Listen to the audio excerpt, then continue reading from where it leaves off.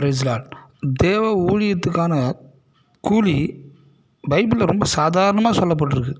வேலையால் கூலிக்கு பாத்திரன் அப்படின்னா போய் அந்த நீ சாப்பிட்றதுக்கு உனக்கான எல்லாமே இங்கே பூமியில் கொடுத்துருவார், கவலைப்பட. ஏன்னா இந்த பூமியில் நீ எந்த விதத்தையுமே சொத்து சேர்க்கறதுக்கான ஆள் இல்லை, நீ பூமிக்கு பரதேசியாக இருக்கிற இல்லைங்களா? அப்படி தான் சொல்லப்பட்டிருக்கு. அப்போது நாம் பூமிக்குரியவர்கள் அல்ல, நாம் பரலோகத்துக்குரியவர்கள். ஆனால் அங்கே வேதத்தில் கூலியை குறித்து சாதாரணமாக போட்டிருக்கு.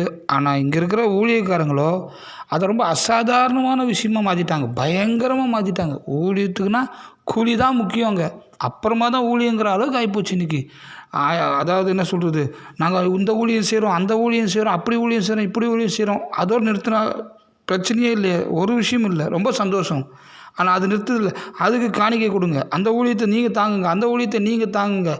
அதுக்கு எதுக்கு ஏன் உங்ககிட்ட போயிட்டு தேவன் கொடுத்தாரு?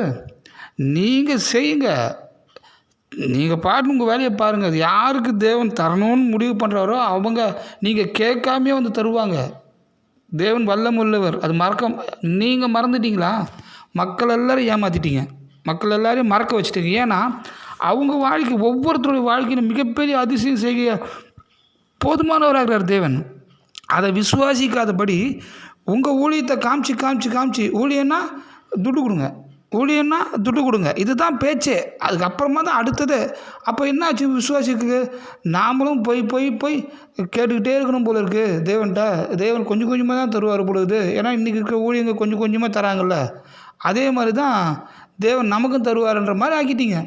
ஸோ தேவனுடைய மகிமையை நீங்கள் ஏன் குலைச்சிட்டீங்க? ஏன்னா ஊழியன்னு சொன்ன உடனே பைசா கொடு, தேவன் நடத்துவாருங்கிறது உங்கள்கிட்டே இல்லைன்னா விசுவாசிக்கிட்டே எங்கேருந்து வரும்? இந்த ஊழியத்துக்கு தாங்குங்க, அந்த ஊழியத்துக்கு தாங்குங்க. நாம் தாங்கிறதுக்காக தேவன் ஊழியம் செய்ய சொல்கிறாரு. அவர் தேவன் தாங்குவார். இந்த ஊழியத்தில் தேவன் மகிமை பண்ணணும்னு வச்சுருந்தாருன்னா அந்த ஊழியத்தை 100% மகிமைப்படுத்துவார். அதை யாராலும் தடுக்க முடியாது. சும்மா நீங்களாக ஒன்று கற்பனை பண்ணிக்கிட்டு இந்த ஊழியம் அந்த ஊழியம் அந்த ஊழியம் இந்த ஊழியம் நீங்களே சொல்லிக்கிட்டு கர்த்தர் மகிமைப்படுறதுக்கு அங்கே இடமே இல்லை. என்ன இப்போ ப்ரேயர் ஊழியம் பண்ணுறவங்க ப்ரேயரை பண்ணு, அதுக்கு பைசா கொடு.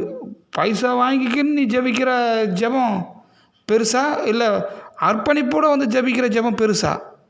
ஒரு சின்ன விஷயம் இல்லை, இதுலேயே எல்லாமே வந்துருச்சு பாருங்கள்.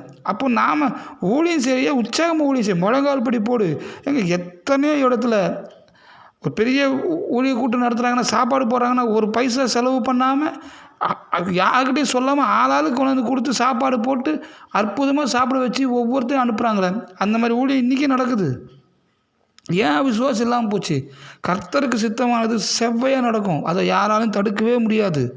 அந்த ஊழியக்காரங்க கர்த்தருக்கு சித்தமாக செஞ்சால் தானே அது அவங்க பேர் பெருமைக்கு அவங்களுடைய என்னது செல்வாக்கை காட்டுறதுக்கு அவங்க சொகுசாக இருக்கிறதுக்கு தான் இந்த ஊழியத்தை பயன்படுத்துகிறாங்க, தேவன் மகிமைப்படுறதுக்கு இல்லை.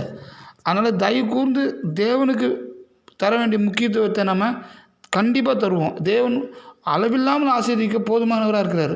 இன்றைக்கி இருக்கிற இந்த ஒன்றுக்குமே உதவாத ஊழியர்களை நம்பி தேவனுடைய மகத்துவத்தை நீங்கள் தயவுசெய்து விசுவாசிகளே குறைச்சி இடப்படாதீங்க.